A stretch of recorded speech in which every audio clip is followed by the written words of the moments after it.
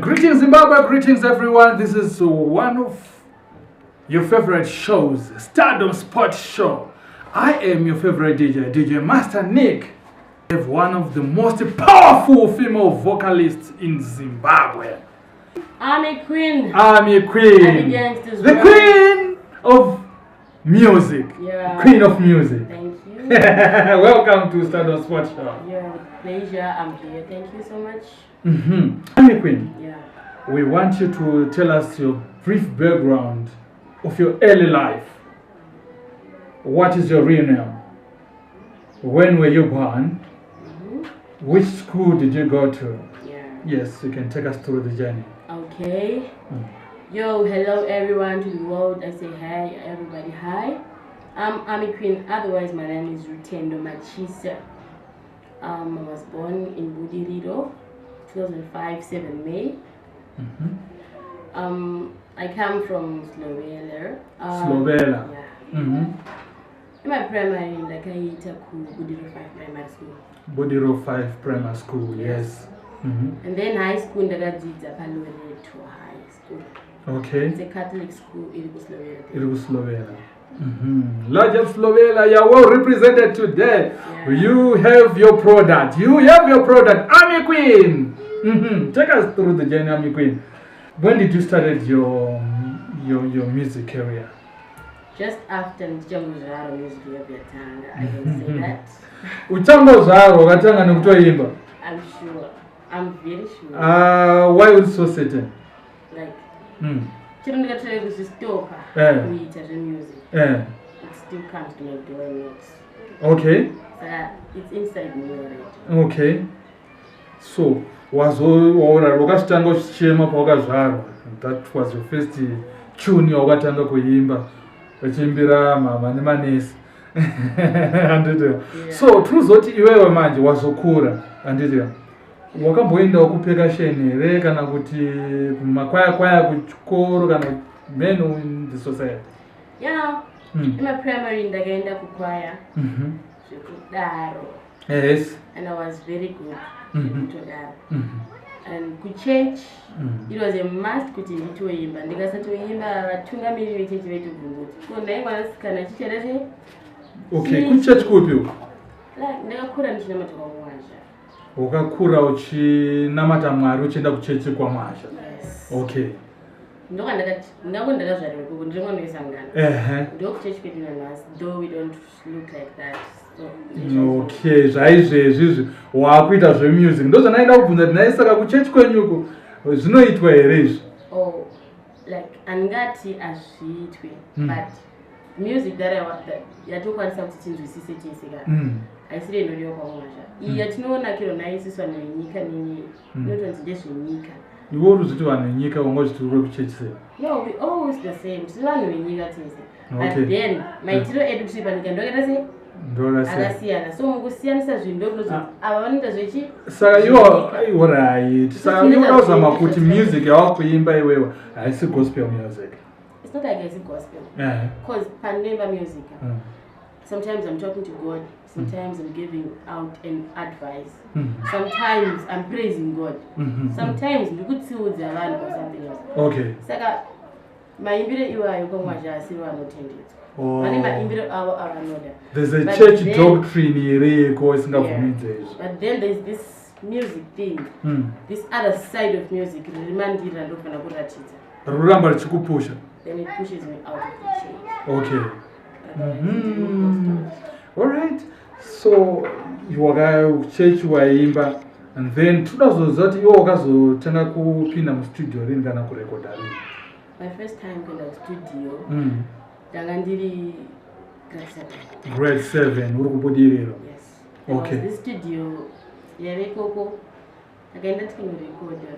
Then sometimes taizotorecorda kusvika kuti munhu akatama akaenda kupi achagara ipapo and then you have the access yekuita sei yekuona music yako nemunhu yekuti kwaningaenda kupi? We don't know until today atizivi. Zvepamwe pacho kunotomboora moyo, but because the music is you. Tichangoramba tichitase zvingouya hatinomira tikaramba tichipusha tichitoenda nemamwe mastudios tichitase ndo zvinhu zvinenge zvisina kubalance at the same time but totase patwitter music saka access yekupusha futi inenge iri muka. Saka kuzoti uzoya nezita rekuzviti Army Queen chichani chaitika? Zvandinofaita zvakawandisa stere kuti ndizokuza so. Zvaunofaita? Sezvipi just ka insight? And this music thing, there is music, mamwe music science, mamwe music, what do I say? Mamwe maimbiro anovizira nezvakanyanya. Zvindofeel like pando mugadzira songa ninge ndarwa. Okay. Hondo checheyo. Saka pakurwa hondo kundoko kwazokuti you are now the Army Queen. I deserve to be. Ndokazvipera ndokapiwa nasabari. I deserve to be. Hakuna munhu akambondi. So you deserve to be the Army Queen? For the music thing. Yeah. Ndotoziva. Serious? Serious? Ngwane mukana chete. Ladies and gentlemen, this is Stardom Spot Show, where we give you the insight, the in-depth behind our artists. We are unearthing the raw talent in Army Queen today on Stardom Spot Show. So we want to see and to hear and to witness what she can offer us. Yes, Army Queen, yeah. I've got an instrumental. I want you to do something on it. Give us. Pull it back. Yo. Army Queen, I didn't say why. I don't know why. Vakanza kuti ndoponera mumastreets kana padoka ndipinde kama best angu ma business esenditelos kuti upenyu wangu ndigare ndine luzi do you have a wish but me not stress cause I would just place no man can care yo no man can care. That's why uchiona ndisinga load the badness chero auya vachiintroduce a controversy cause ndinoziva kuti ivo vagara vane stress pese pavanoona ndaita success. Yeah, I would just bless no man praise. That's why life young with it plays. I won't curse, I will play. Yes, I forgive, I don't forget. Yeah. Yo, that was Army Queen for you. Tell us the motivation and the inspiration behind this track. Okay. It's like more life that you feel like I was, you're not going to but you feel like something is fighting you. Okay. To mostly because nguva ndoitin wandisingamere munhu achidzokera mumashure achisaromberi. Yes. And then you feel like zvichiitika panguva izvozvo nezvifanenge zvichiitika it's going the opposite way. Okay. And then you feel like mwana wakukufuraidza zvechokare. But then still at the end zvozongera sei zvonozongopfuura kana kuti ngozozviita konga. Okay. Not as I understand that I know anyway which place. No man can. Once Mwari vatongoti it's meant to be. That will never change. So ndoda kuzviunderstanda kuti right iwo ururova ndandi dzakadai so nekuchechi kwawaenda katransformation aka kakaitika seya. Handizvinzwisise because hauzvinzwisise. You cannot understand the transformation. Unozviziva ndezvako. Okay. Zvazviri zvako handitika toda kubva taona kuti pawaenda kuchechi zvakasinga kubatirira kuti utadze kunyatsoita music hauri kufila kuti ndo kwawakasimba. Like I said before, zvanga zvineka kubatirira. At the same time zvineka kurwadza pana chinyedza kufighta. Imagine kuti zvinhu zvinofadza mwoyo wako ndizvo zvinorwadzisa vabereki vako. Saka iwo waitorwadzisa vabereki kana kuti utovarwadzisa up to now. That's what I can say. My elders ekuchechi. I don't mean kuita sei kuvarwadzisa but why? And this is life. Musikanzwa here. Usisiri musikanzwa now. Saka chi kwakutongonzi ndo zvaari mwana wedu ndo zvaari ndowe mangoma. Okay. Wonderful. So tingati pa music yaunoimba iwewe unongoimba dance chetere kana kuti unobaisana sama mashenderesi?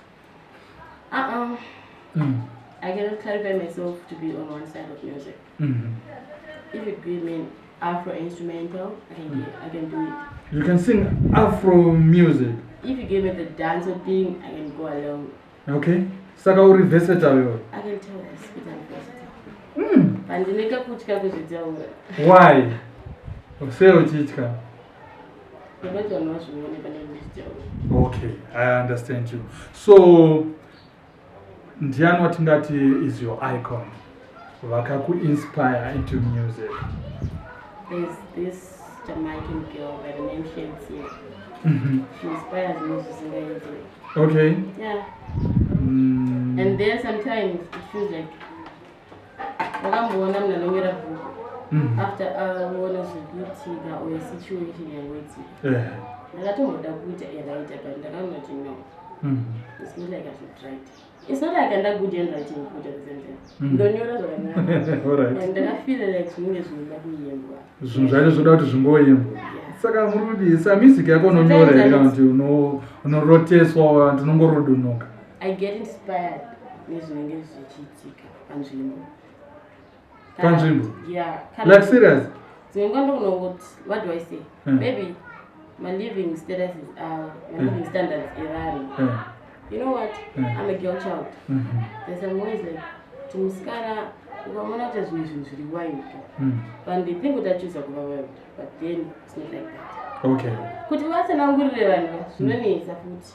So sometimes kuimba zvinizvo zvoti vanhu vanyatso understand that the whole thing, the whole whatever is being transpiring kuti zvakamira so. So you use the art of singing as your weapon to express yourself.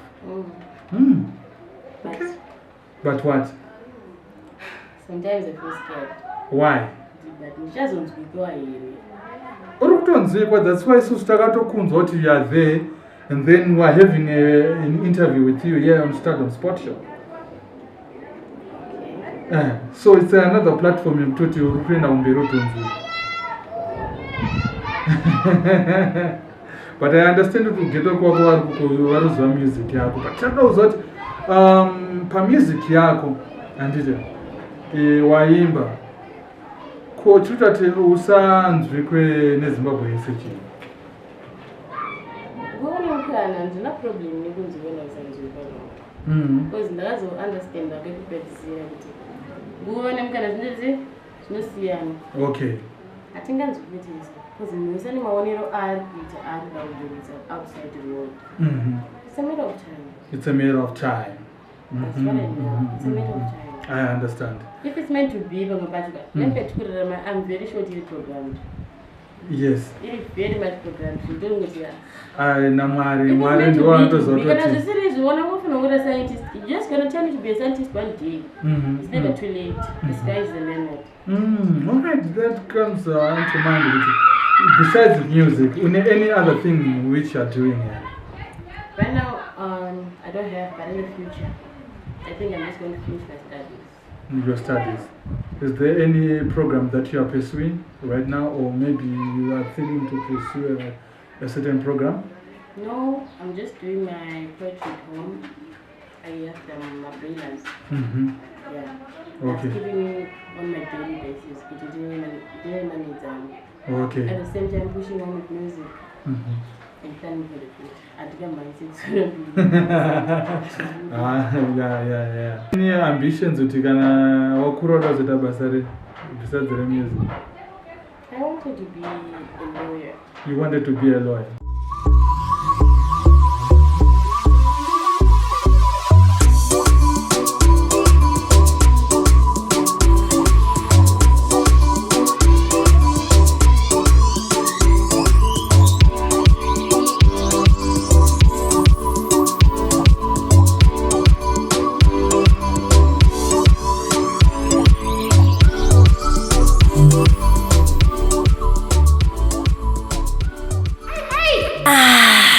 Rambo Studio. This is DJ Master Nick, and today I have got Army Queen in the studio. Yeah. Army Queen. Big up in yourself. Yeah, big up to everyone around. Tika kuti zoni collaboration mu Zimbabwe. Anditika, ndikupi artist wangadaita collaboration nayo? Vakawanda. For example, upi wacho 1 2 3. T-Gons. Takura. Tamimoyo. Yes, Tamimoyo. Vakawanda. Wonderful. Toti pawakazoita zvemusic izvi vanhu vekuchechi vachinzwa kuti ndo zvavakuita vakazvigamuchira sei? Havasati vakuzviziva. Once vakuzviziva, I'm telling you this. Havasati vakuzviziva kuti ndo zvavakuita zvemusic. Vasati tombototi vazviziva. Asi Sunday mune muri mese wechechi? Mazono ndakatombomira kuenda. Alright, wakambomira kuenda. Okay. So havana kuzokubvunza kuti sei musiri kuuya? I've tend to be stubborn when I know the music. So good, I have an ability to do bvunza vakasangana nayo. Havana. So muchateerera murayirere nayo. Not like anditeereri. But it's none of your business. Like serious? Yeah. Kuchechi muri kuzvinzero kwa Mwazha? I'm not saying kuchechi, but hakundibvunza. Oh. Usandibvunze zvisinei kuchechi nezvinamata Mwari, not kunamata iwewe. Kana kuti wewe unotadzonamata because andiko kuchechi. Tazovidza. Tambudzi Hanzi kana tauya kuchechi tuita zvaMwari musatarise zvelife yangu. Yeah. Let's mind your own business in life. Kana wada uzongobudirira chete. Dzidza kufocus nezvinhu zvako. Kuna Mwari tinozivana. Like serious? Yeah. We know each other. Your best friends actually. Kone nguva nende naye Mwari said, unge pachona kuuya kuchechi kwenyu ko uchinditadzisa kuti ndinoda inenda. Anonamata Mwari kwacho kunenge kuri papi. Munhu asina mufaro. Munhu asina kusununguka. Kokusilovela vari kuzviziva here kuti taanami Queen? Kune vanozviziva. Okay. Kune vari kuzviziva. Komugeto medu Matiro. Vanozviziva. Like birds of the same feathers. They flock together. They know it. Yeah. All right. So, tinoda umboti rovera kanamba panapa. Kuti vati vanhu vanyatsonzwisisa kuti zveshuwa uriko, you are there and you are representing. Yeah, we want to make them believe. So what was his name? I'm a queen, city, with vibration.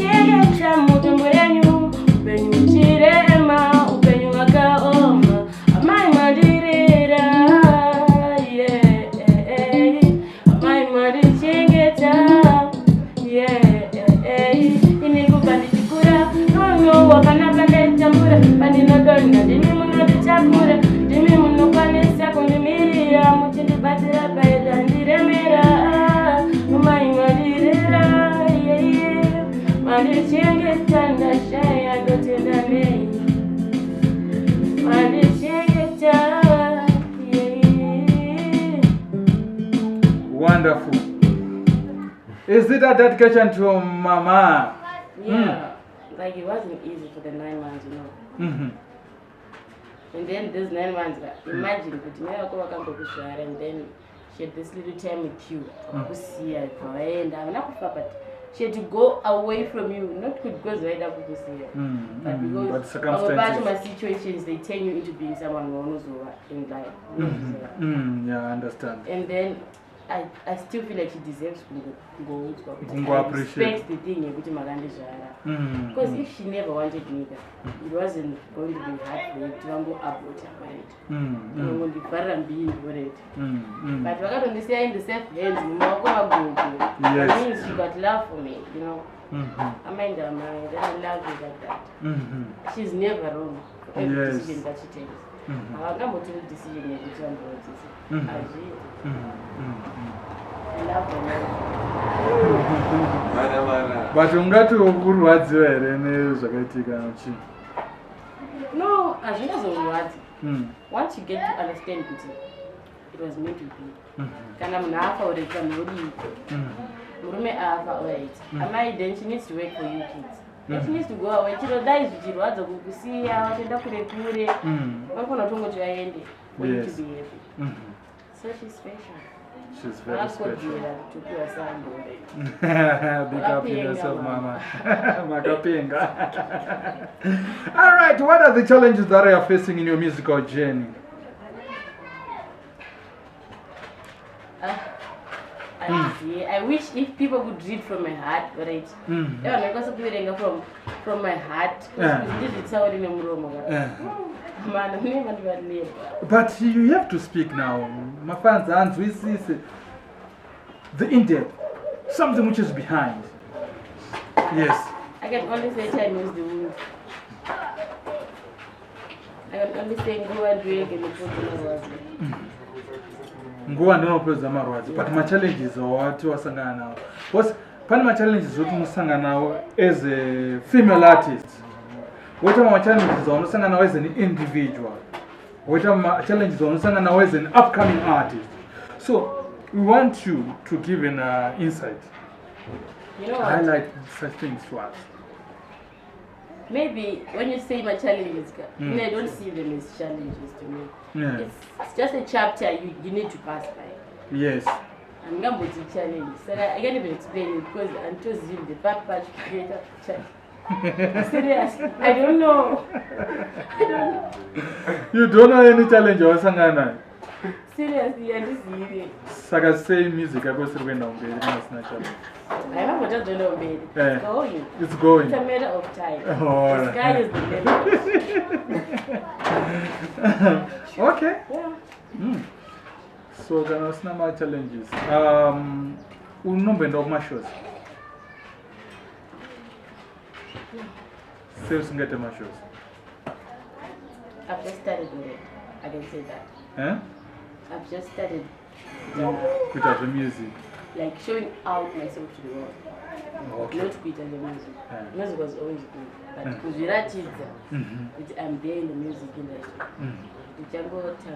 Uchangotanga. So ausati wawana that platform yekupiwa mukana wekuti mukumbira mukana wacho. Ausati waukumbira. Yes. But mukana wacho ndo chakutsvaga iwe. And I know it's looking for me. And I'm just here sitting there. Utozviziva watoti mukana utouya. Okay, kokana wayo unoita sei now? It's really obvious. Chaona bati sisa. Okay. All right, we are looking forward to it to perform. Yeah. For your performer, we hope we are going to excel and do greater things and continue in that grace. Thank you. Of prosperity. So, unema social media handles there. Talk to my manager, dear. All right. City vibes. Yeah. Yeah. Okay. Saga tina pekuti mafans akwangwasa kutsvaga artist wedu ya. Talk to my manager, please. I'm done. Stardom Spot Show, the best show on the land. We come to this segment. Zvandinofarira. Timbopoka freestyle on Ami Queen. Ami Queen, give us a freestyle. Vakandirira vakanda vakatungamira vakaenda ndisina kutanana vainditira nanasi uno nguva yavo ndovarangarira ningaitosei rimwe zuva ndichatera ihondo yemwoyo zvichirwadza nyama tairapirira asi iwe unodarire naiwe rufu unodarire ana mwari unopetsere naiwe rufu unodarire ana mwari unopetsere right now. Tarisa one now. The Sara inindango onera andina kana mumwe chete wekuchemera pazvinorema ndani wandichataurira kutora vepedyo vese kunisiya ndiri ndega ndega kutora vadiwe moyo wasiya ndiri ndega ini ndabvunza unodarire Stardom Spot Show viewers, this is a melodious voice from one of the best female vocalists in Zimbabwe. Mwana yafana chaende kumbere. Can you hear this? Can you hear this melodious vocal? Afana chaende kumbere. Kuna promoters who are watching this. You have to support female. You have to support gender. You have to support gender. You have to support her so that she grows her brand. She excels in whatever she's doing. Queen, taura inini. Sata pizza show. Muripa market, rekantu makabva pa market. Inini? Ndakambobva. Wakabva pa market? Okay. You are taken? Yeah, I'm taken. Alright, Queen. Munema any words? Amunga udzawo market youth. Any advice? It's never too late. The sky is the limit. At the same time, perfection is a delay. Apana nanogona don't have usayitinga way to regret. Just rise from your fall, pull up your socks, take water and make dust. Yes. That's all I can tell you. Powerful message. Powerful message. Any moments of regrets in your life? I don't have, as I said, learn to live with no regrets. I don't have to have a regret. Let's see this. What I felt. And what? Time is moving. Whenever once you see which you have made a mistake, hey, learn from your mistake. And correct it. Move on. The sky's the limit. Yes. It's never too late. Any shout out? See the vibes. Sitting in a vibration. Oh, yo. Okay. My diamonds and pearls. Yeah. Ladies and gentlemen, you are watching Stardom Spot Show. Before we conclude, we want to give Army Queen this rhythm. Ambori tsenga tsenga, ambori ita ita ya anoita. Anditiga.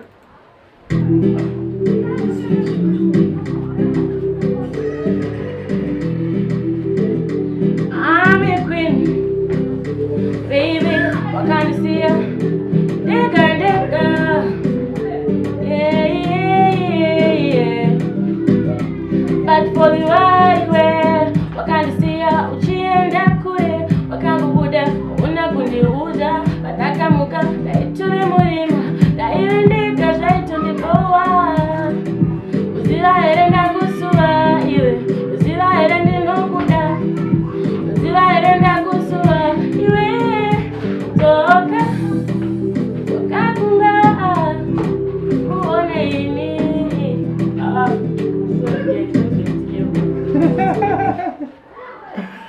Wonderful.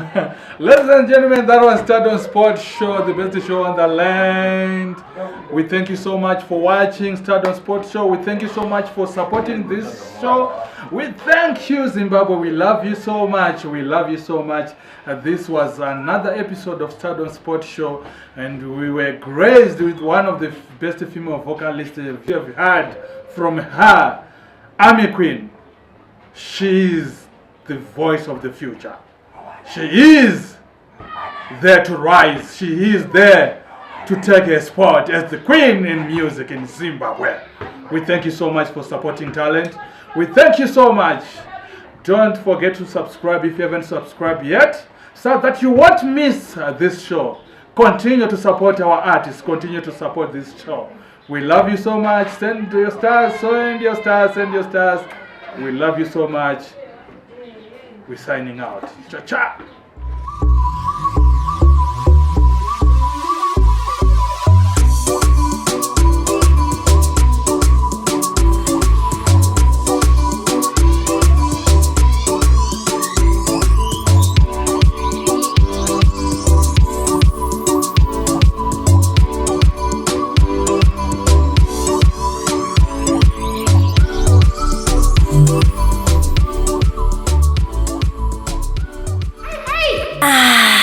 It's a Ramble Studio.